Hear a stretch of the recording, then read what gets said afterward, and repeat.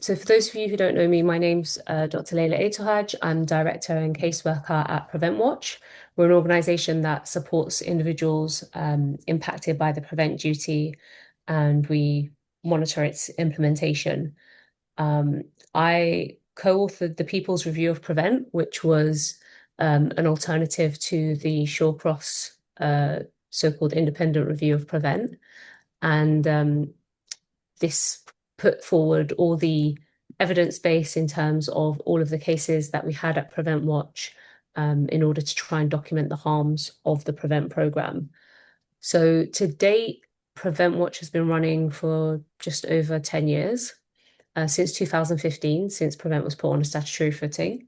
And we've supported almost 900 individuals, and the majority of that are children, and the majority are from education sector.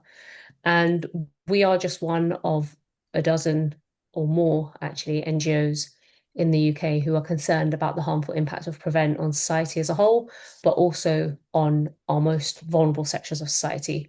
And I'm joined today by members of Amnesty International UK and Liberty who have co-produced the resource that we're launching today called Safeguarding Not Securitisation. And it's a resource for educators navigating Prevent. And the reason for developing this resource was because we noticed more and more educators reaching out for support and guidance about what to do in relation to the prevent duty. So where previously in the first few years of our operation, most of the people contacting us had been referred from within education and were seeking support in terms of what to do and if any rights had been breached. We noticed, particularly in the last 2 or 3 years, more and more educators coming forward saying, this duty is here and I'm confused or I'm conflicted about how to operate whilst trying to navigate that prevent duty. And so that was the rationale behind putting this resource together. It is available online. I'm just going to quickly share my screen. It is available online, and we've broken it down into several parts. So just a very brief introduction to Prevent, and then a part on clarifying some of the key misconceptions around Prevent in education. These are common questions that we get asked time and time again when we go to events. Is it something that is discriminatory? Is it no longer discriminatory because now it targets far right as well? Does this duty apply to us? Does it apply to my sector? Does it apply to me? And then we go into, after busting those myths, go into a section around rights and duties, just so that you can appreciate what your rights and duties are and how you can protect yourself, but also protect your pupils, particularly those people in education, as well as your colleagues as well. Because of course, it's not just educators referring people to referring students, it's also colleagues at one another. And then there's a section on the impact of Prevent, and this is where I will be focusing today, and then I'll let Victoria and Ilyas speak about other aspects. So I'll focus on the impact of Prevent, and I specifically want to focus on one of the case studies that we gave as an example here, although we didn't really go into much detail in this booklet, but I'm going to go into a bit more detail today so that you can really have a good opportunity to reflect on what it means to be impacted by Prevent throughout the pipeline. And then, of course, there's a non-exhaustive list of places where you can reach out to get support or just find out more. There are various resources. So it's all there in the booklet. The link should have been shared in the chat. And of course, it's on our website at preventwatch.org. Let me just stop sharing.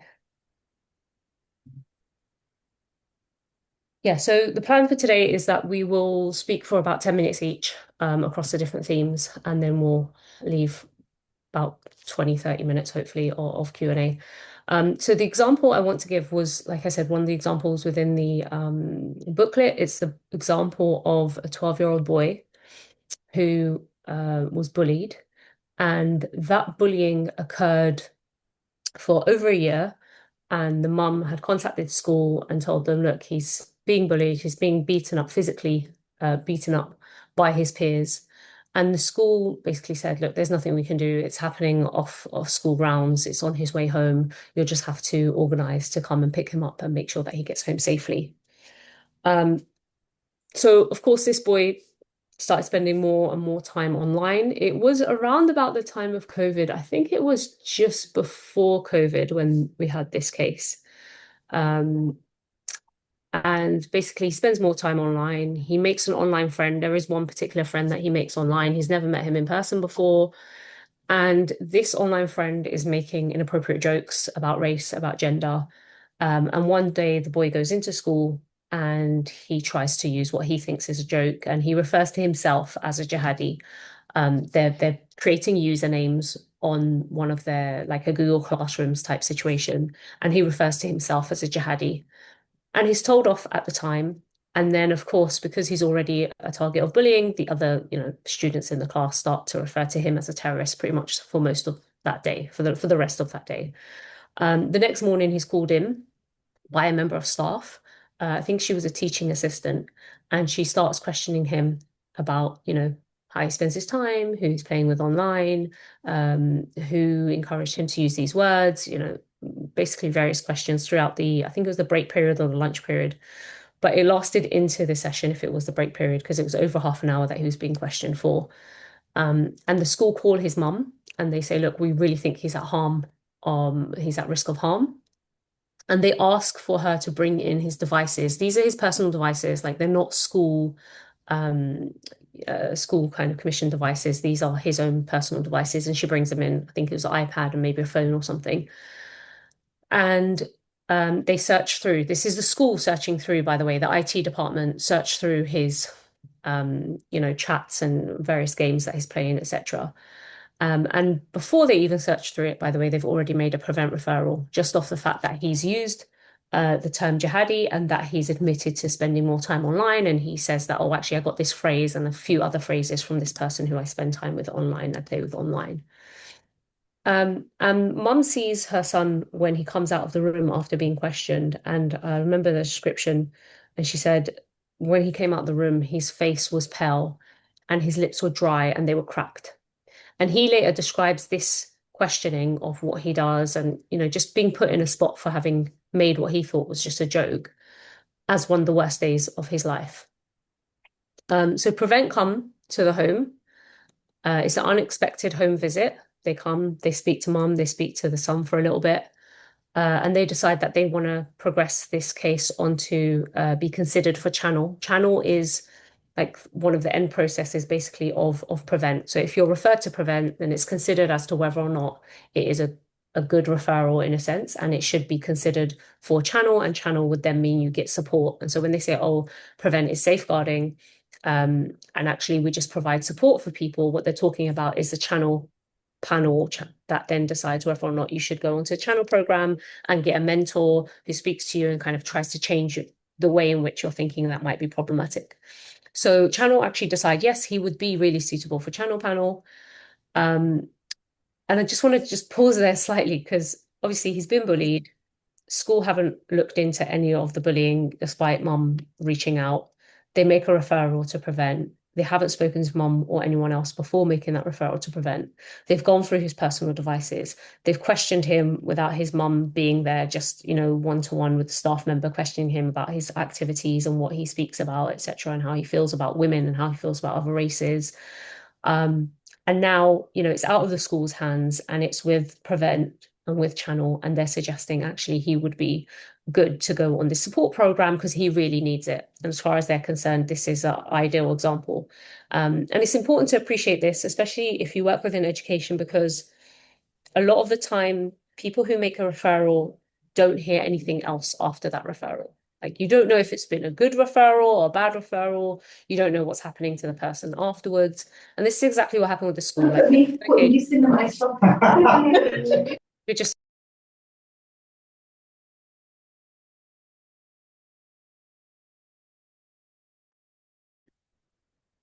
sorry, am I muted? No, now I'm muted. So there's usually no engagement after that initial referral back with the person who made the referral to suggest like what has happened, what support has been given, if that person needs any further support. Was it a bad referral? Because a lot of the time we do see even worse referrals than this particular one. I think this is a bad one, but we see worse ones than this. So when they suggest that he is good for channel, it's supposed to be voluntary, by the way, the channel program. And the parents decide that actually it's not really something that would be suitable for their son, and their son really doesn't want to engage with it. And yet, 3 months go by. And within those 3 months, there are numerous contact points between Prevent, between social services and the rest of children's services to try and get the family to engage with what is supposed to be a voluntary support service. And they keep saying no and pushing back, and they keep getting basically put under pressure in order to engage and being told, certain consequences may occur. We may have to escalate it if you don't engage, even though nothing's happened.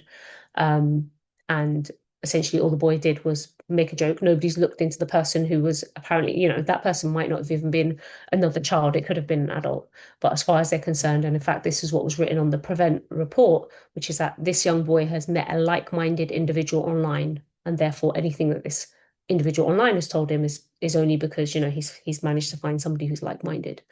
And what's particularly worrying and impactful about this case is that it really took a toll on that young boy. And I remember the mum calling a few weeks in and saying that her son had told her, "I don't want to live anymore."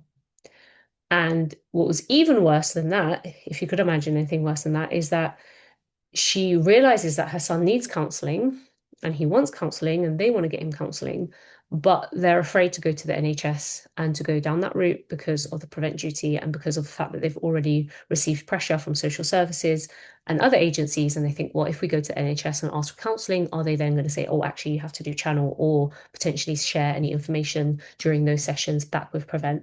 So thankfully, they were able to seek private support. But I'll stop there. I'll let you digest that and we can circle back around to it in the Q&A. But it is one of the examples in the booklet, but it is a very short snippet, so you don't see the full experience of what that example is. But I think it's just important that people appreciate the full pipeline of those cases. And like I said, we can pick it back up in the Q&A. I'll hand over now to Victoria, who is a policy and campaigns officer at Liberty, and she leads their work on terrorism laws and free speech. Thank you so much, Layla, and thank you for inviting me to speak. I think the example that you gave, it's really helpful to have at the beginning to kind of set out why what we're talking about today is really important and why what we hope we're doing with this resource is equipping you as educators with everything that you need in order to navigate these really, really complex and impactful processes. So I'm going to walk you through a little bit about the prevent duty itself. Everything that I'm going to discuss today is in the resource. And I'll speak a bit about how it interacts with educators' other legal duties and obligations in terms of young people's freedom of speech. And then Ilyas will speak a bit more to other duties like equalities duties, for example. So I'll go through after that, I'll also go through a little bit, really briefly, a resource that Liberty has for people who've been directly impacted by Prevent, if you've been referred to Prevent. And then I'll hand back over to Layla, who will introduce Ilyas. So I think the first really key point to set out is that there is, as Layla mentioned, a lot of misconceptions about what the Prevent duty actually is. So the law only creates a duty for institutions like schools and colleges to have due regard to the need to prevent people being drawn into terrorism. So in part, this is why those institutions mandate individual educators, many of whom will be on this call, to have things like prevent training, for example. But that's mandated via schools' employment requirements. It's mandated via Ofsted's inspection frameworks. It's not actually part of the statutory duties that are imposed by laws relating to prevent. So the bottom line for this is that the prevent duty is not actually part of your other mandatory reporting requirements. And you don't, as individuals, you don't have a personal legal obligation to make referrals. Really importantly, though, is that kind of on the softer side of how these duties and requirements work is that you may feel an obligation to make referrals just so that you're seen to be complying with the duty. And in certain contexts, in certain places of work, that pressure and that expectation may be normative and it may be quite strong. But I think it's really important to state that there is no legal expectation on you to make referrals just so that you have evidence that you're complying with the duty. So as I mentioned, all of this is set out in the resource for you. But I think overall, the key point on this to take away is that educators are overall expected to act in line with their organization's safeguarding policies. They're expected to apply their professional judgment. They have absolutely leeway and recourse to apply that professional judgment. And they're expected to consider prevent as one of other safeguarding and legal duties. So alongside their other safeguarding and legal duties, including obligations that we'll speak to in a bit more detail around equality, around racial equality, around disability, and around human rights. So we'll go through those obligations that relate to human rights now. Um, I think the main human right under the ECHR and under the Human Rights Act that Prevent interacts with is Article 10, which is freedom of expression. So Article 10 it protects our right to express ourselves freely and also to hold our own opinions. And really importantly, this is even the case if those opinions are deeply unpopular, if they're shocking, or if they're offensive. And so it means under Article 10, it means that we're free to hold those opinions and share them with others without the state interfering, whether we're sharing that through, words that we're saying, through images, through things like slogans on t-shirts, through pins, badges, or actions that you make as well. And of course, I mean, I'll be preaching to the choir, but one of the key reasons why our freedom of speech is protected, even for those more offensive and shocking and unpopular views, is that a healthy democracy can only exist if we have that equal protection provided by freedom of speech. It's how we discuss and debate the kind of societies that we want to live in, the kind of communities that we want to live in. And our speech is protected because it's vital that we're allowed to have that debate through registers and through lenses that aren't just those that are approved by the state or approved by the government of the day or encouraged by the government of the day. So any limitation on Article 10, any limitation on the kinds of speech that you're allowed to make can only occur if that limitation is lawful, if it's necessary, if it's a necessary limitation, and if it's proportionate as well to the potential harm that could occur if that speech wasn't restricted in some way. And it has to be for one of a few key aims that you restrict people's speech. So as you know, I mean, schools are key places for this kind of debate, for this kind of discussion, for learning, and this kind of critical thinking as well. Again, about, what kind of world that we want to live in and what kind of country that we want to live in. And so if prevent is treated as the default option in navigating sometimes really difficult and really uncomfortable conversations, especially with young people who are learning, thinking about, for example, topics like Israel's genocide in Gaza, how to navigate those discussions in schools. If prevent is treated as the default option for addressing some of the discomfort and sometimes more than discomfort that arises from these discussions, it can end up displacing educators' professional judgment, and also blurring the line between a genuine safeguarding risk that arises from discussions that young people are having and challenging discussions, but that are actually also lawful. So I think really key is that there are other referral options, as you know, like referrals to CAM services. Those need to be explored when we're thinking about, weighing up the necessity of restricting someone's speech. Research also shows that prevent itself has a chilling effect on free speech, especially in schools and universities where discussion itself or expression has been treated as a risk factor. So essentially, anyone considering a prevent referral needs to contextualize the impact of that referral within our human rights frameworks and within that kind of wider context of the importance of protecting freedom of speech for, especially for young people, but also, as Layla mentioned, for yourselves as educators who might also be at risk of referral to prevent.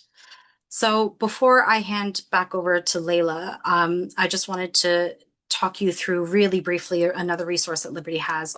If you are referred to prevent, if someone you know is referred to prevent, or a young person that you support is. So Mariam has really kindly shared the link in the chat. It's also in the resource that we're launching today. But it's a Know Your Rights page, and it goes through what the prevent duty is, what happens if you're referred to prevent, kind of a step-by-step, details on how your data is managed and where it goes, how to remove your records from that case management system, from that database, what your rights are, and also where to get support. And I mean, you'll see it on there, but we always encourage people to reach out to Layla at Prevent Watch, who, as she mentioned, provide free tailored advice and information for people who are directly impacted by Prevent.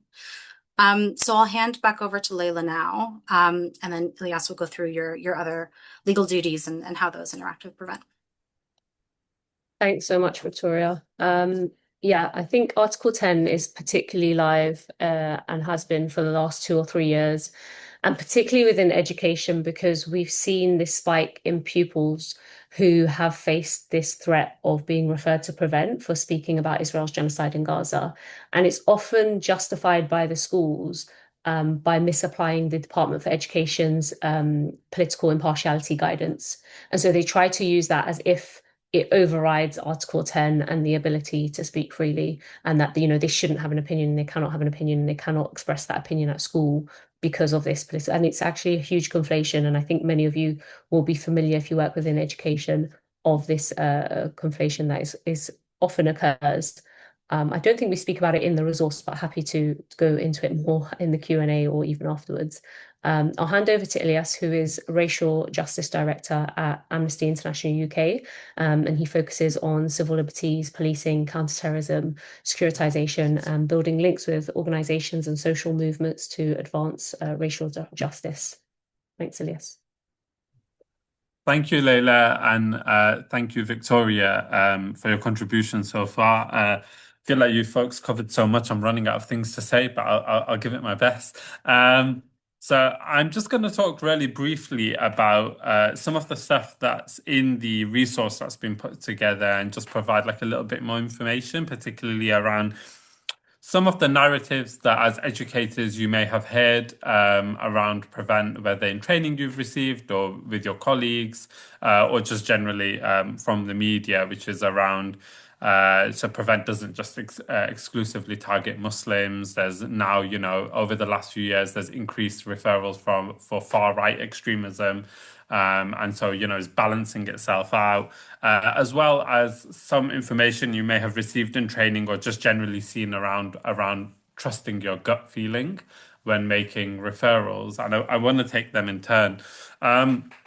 So I'm going to start with the gut feeling thing because I think that underscores part of what we see when we talk about disproportionate referrals of particular groups. And when I'm talking about particular groups, there's two key minoritized groups I'm talking about. First is we know since the inception of Prevent that there has always been disproportionate numbers of referrals of students from a Muslim background compared to their to their numbers in the general population. That's been flagged multiple times, both in reports within country, reports from UN special rapporteurs and committees over the years as well. And one of the things that Amnesty has also been doing some work on, and Prevent Watch and others, Children's Rights International Network and others have flagged as well, is the disproportionate number of neurodiverse children, and particularly autistic children, who are referred to Prevent as well. It's one of the things that just last year, again, the Home Affairs Select Committee in their report on combating new forms of extremism flagged in there as well. So in the year ending March 2025, so from April 2024 to March 2025, 14% of referrals were for people with autism. That compares to about 1% or less than 1% of the general population in the UK who are diagnosed with autism.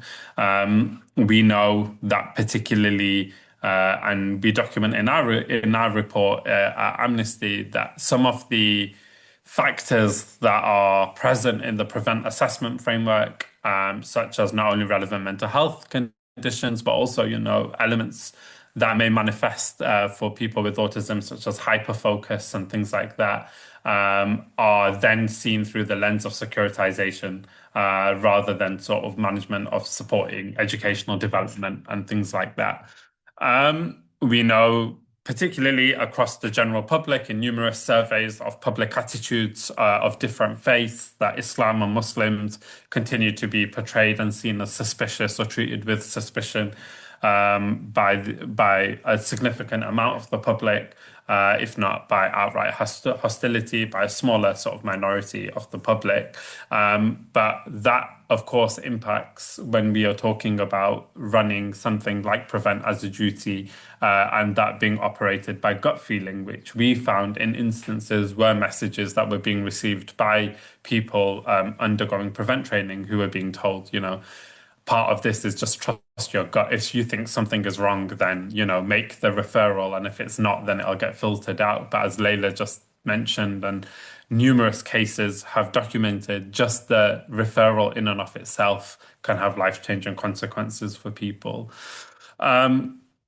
So that's just dealing with that element of the gut feeling. And when we particularly look at how both Muslims and disabled people, particularly those who may be autistic or who may be neurodiverse with conditions that manifest in what's seen as non-appropriate ways of responding to either topics or issues under discussion, or just a typical behavior that wouldn't be seen as the behavior of an ordinary person.